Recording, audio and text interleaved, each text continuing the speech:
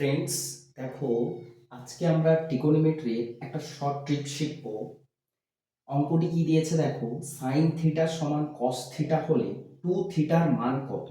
এই অঙ্কটি মাধ্যমিক 2017-তে এসছে।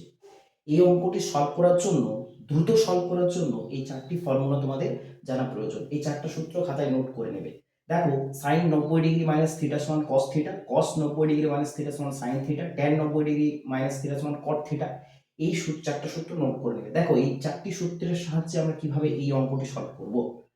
তো আমাদের দিয়েছে কি, সাইন সাইন থিটা সমান কস থিটা। সাইন থিটা, এই দেখো কস থিটা আছে, কস থিটার জায়গায় আমরা লিখতে পারি sine 90 degree minus theta. Sine 90 degree minus theta মানেই তো কস থিটা।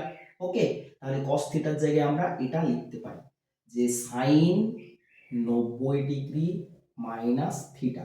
এবারে দু সাইডে সিন থাকলে কাটা যায়, দেখো সাইন সাইন কাটা গেল, তাহলে থিটা ইকুয়ালস টু পাচ্ছি আমরা 90 ডিগ্রি মাইনাস থিটা।